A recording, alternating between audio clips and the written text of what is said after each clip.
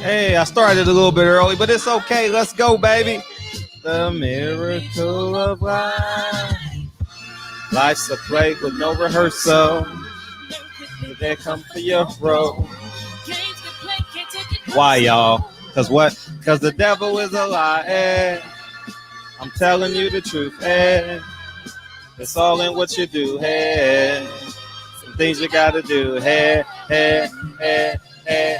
Hey, barbershop conversation, guys. Feel free, hit the subscribe button. So we gonna break down some more film, dog. Break down some. I'm having fun, man. I'm having fun. Let me don't forget we're having an Errol Spence competition. We're doing a giveaway. Whoever makes the best impression of Errol Spence, I'll pay for your pay-per-view. We'll announce the winner Thursday night in the barbershop. So make sure you're there. Feel free. You guys see my Instagram in the corner, man. Go subscribe to my Instagram, man. And if you do it, send it to me, man. Send it to me, and people gonna vote Thursday who won in the barbershop, man. If there's only one person who does it, no one has turned it in yet. So if you do it now, you'll be in a good space. And don't forget to join my Patreon. I just dropped a very important video that can lead to generational wealth and or start your business, day one of your business. All right, let's jump into this real quick, man. I was watching the Robert Guerrero fight, and the reason why I watched the Robert Guerrero fight is because he's a southpaw and a very aggressive southpaw. Similar, obviously, the skill sets are different in terms of how God created them with Robert Guerrero and Errol Spence. But I think that this is an important in terms of game plan and strategizing, how Danny Garcia game plans and strategizes against a southpaw. And I wanted you guys to see this, because I think it's just incredibly important how Danny Garcia's, shall we say, lazy jab? Should we call it a lazy jab? And the reason why I'm highlighting the first round, is because how you start something is typically how you finish something. You understand what I'm saying? And if Danny Garcia has a bad jab in round one and a lack of defense, he's going to have that in round two. In round 12. You understand what I'm saying? So I think Errol can, because Danny's going to use his jab in the first round, and then he's going to abandon it in like the third and fourth round. I genuinely think that it won't be a non-factor, because Errol Spence is going to see this as a cue, I think, when Danny Garcia throws his jab. But Danny Garcia doesn't throw his jab with purpose and intent. You know what I mean? It's kind of like an uneducated, lazy jab. And check his defensive placement after he throws his jab. Errol Spence can come in, tie him up, and land a right hook. And if you guys know boxing, you understand what I'm saying. Close the distance, keep his right hook above his jab hand. So if his jab hand, so Danny Garcia's jab hand drops, right? If Errol Spence high guards him, comes in, he could land the right hook above Danny Garcia's. Oh, you guys can't see me. Oh, excuse me. I'm sorry.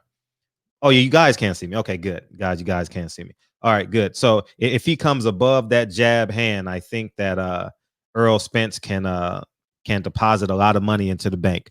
You understand? And take some water out of Danny Garcia as well. But here we go, man. Let's talk about this lazy, uninspired jab that Danny Garcia has early on in the fight.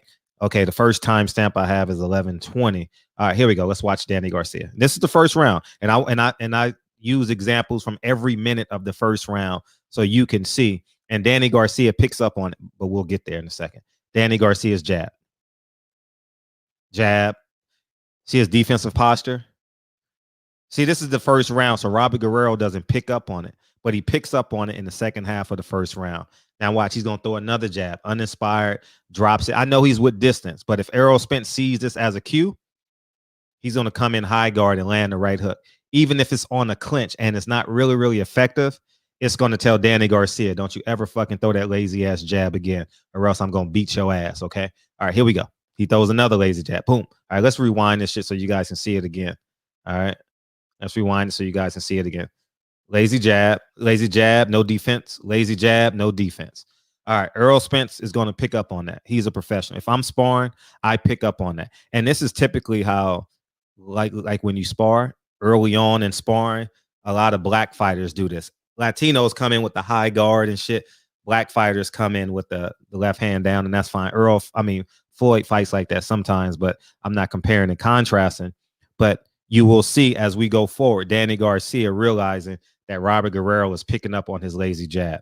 All right, let's go to 202, 1202, 1202, 1202. All right, let's start it here. Let's see this sequence here. Jab. Where's his jab hand? Right. See, you see how Robert Guerrero closed the distance on the lazy jab. He picked up on this in 40 seconds. He picked up on this. Look, imagine this is Errol Spence. You see what I'm saying? You see the lazy jab, and you see how Robert Guerrero closed the distance immediately. 40 seconds later, this is how great professional fighters are. 40 seconds later, Robert Guerrero picked up on Danny Garcia's lazy jab. Watch this. See how he closed the distance now? Now you see the difference in posturing. The difference in posturing for Robert Guerrero. More importantly, Danny Garcia now. You see what I'm saying? It's still the first round now. It's still the first round. But you got to understand the mindset and the thinking that's going on as it pertains to Danny Garcia. And where's the video at? Where's the video at? As it pertains to Robert Guerrero and Danny Garcia. Robert Guerrero being Errol Spence. Let's play it out. See how he rolls off of it? See, look, no, see? And the only reason Danny throw that another lazy jab to get more space. Errol Spence is going to pick up on this and attack the shit out of him if he does this in the third or fourth round. And Danny Garcia will never throw a jab again the rest of the fight. And see how he's attacked because Danny Garcia comes out not necessarily slow, but he picked up on Danny Garcia's act after the jab. He realized Danny's going to posture. You understand now? Let's move forward to 12. Hopefully this is 12:39 and not 59. Let's see, 12:39. All right, let's see this.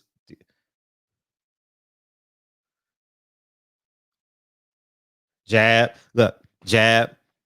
Robert Guerrero is pissed off because he didn't pick up on it. He's like, fuck.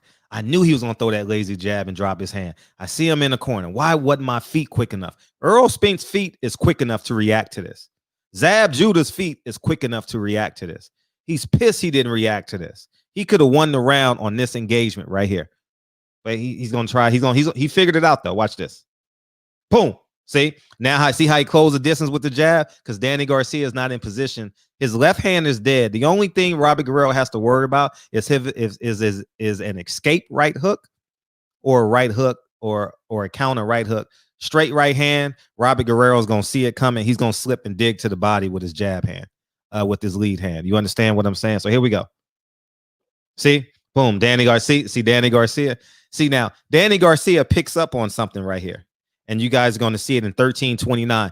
Danny Garcia realizes that Robert Guerrero is keying off of his lazy jab. Now watch the Danny Garcia adjustment. Watch the Danny Garcia adjustment. This is all in one round. We had a whole fight in one round. Watch this. Watch this adjustment in one round. Watch this. Watch Danny Garcia's adjustment in this round. Watch this. In the last 16 seconds of the round, Danny Garcia makes an adjustment because he knows that Robert Guerrero is cueing off of his uninspired, amateurish jab, per se. Watch this. You see the counter off of it now? You see the counter? And Danny's just doing this for space. He's not doing it to land. He's doing it so Robert Guerrero don't come forward.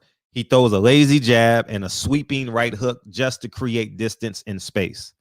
You understand? Errol's going to catch that lazy right hook. Come in. Can you guys see? He's left-handed. Come in here, shoot here. Errol's going to catch that once he sees the adjustment, right? So here we go again. Let's move it forward. Let's move it forward. He made two adjustments. Now here's the second adjustment, Danny Garcia. Jab up top, jab to the body. See what I'm saying? You see the adjustment? I'll walk you through these two adjustments that Danny Garcia made. And you only can see this shit if you really, really study and film. Check this out. Robert Guerrero picked up on the cues of Danny Garcia's lazy jab. Watch his adjustment. He's going to throw a jab, sweeping right hook, jab up top, jab. He's going to double jab up top into the basement. Here we go. Sweeping hook. Danny didn't want to land that shot. Danny just didn't want Robert Guerrero to attack him off his lazy jab. Because Danny Garcia is not encouraged to jab with the southpaw. Danny Garcia is not excited about jabbing with the southpaw. I don't know why. He just won't do it. All right. But here we go. Jab up top. See? But now Robert Guerrero picks up on it because Robert, and this is a split second decision for Robert Guerrero because he was stepping in. Remember, in the first half of the round, in the middle of the round, he realized I'm going to step in on the jab. I'm going to step in on the jab. And because the split second decision was to shoot the jab, or you call it a short right hook, or whatever you want to call it, off of Danny Garcia's first step. But he was coming in with the jab to land the straight left, and he just made a simple jab. So that's Danny Garcia's adjustment off his lazy jab. Jab up top, jab to the bottom, a sweeping right hook for distance. Errol is going to catch that sweeping right hook and beat the shit out of Danny Garcia. Trust me. And when we come back, and you know what I'm going to do? We're going to come back and do more film studies after the fight, and we're going to compare and contrast my film studies with what I'm talking about. So I think that Errol Spence will have a great time off of Danny Garcia's jab. Danny Garcia will have his jab, because of his reach deficiency, won't be a factor in this fight. I think Errol is going, because Errol catches here. Errol catches here. Errol catches here because Errol catches the jab here, and sometimes he catches here. So Errol's going to keep his hand here. Fight. Errol going to step over. Errol's not going to be on line because Danny Garcia's reach is so short for the right hand. Errol is going to realize, if I take a quarter inch over here, a quarter half step over here, boom, left hand straight down the pipe, roll off of it. He counters with the right hand. You beat that motherfucker up to the body. Dig two to the body, reset off your jab, off the Lamont Peterson jab, and then reset. If Errol don't really have to take risk in this fight, to win this fight, and I believe Errol Spence is back. So I think that Danny Garcia is going to be the one that has to take chances. And when Danny Garcia knows he's down 5-1, Errol Spence might open up and engage. It's totally up to Errol Spence and what he feels in the ring, and how much Danny Garcia's has, and what Derek James tells him. But that's film study about Danny Garcia's jab. Hopefully you guys enjoyed this. I'm having fun. Don't forget to hit the Patreon Barbershop Conversation. If you have a business or generational wealth, you want to start that, subscribe. It's $5, man.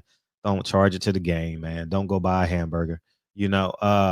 And we having an Errol Spence contest. I'm a giveaway. I will pay for your pay-per-view. Whoever comes up with the best Errol Spence impersonation, I'll post them on my Instagram. Tag me. You see my name, Silent Heroes, and we're going to rock out. So anyways, man, Barbershop Conversations, man. I'm starting to like this. I'm starting to really, really like not going to fights. Man, I get because if I wouldn't be home right now, I'll be running around the properties so the tenants wouldn't know I'm going out of town. And oh man, he might come back tomorrow. You know what I'm saying? Today is the 1st too, right? Is today the 1st? Is rent due today? Oh, tomorrow's the 1st. Tuesday's the 1st. So they got a couple more days to pay their rent. But anyways, man, Barbershop Conversations, 11/30/20. Feel free, hit the subscribe button. We rocking out, y'all. And I'll talk to you guys soon. Peace.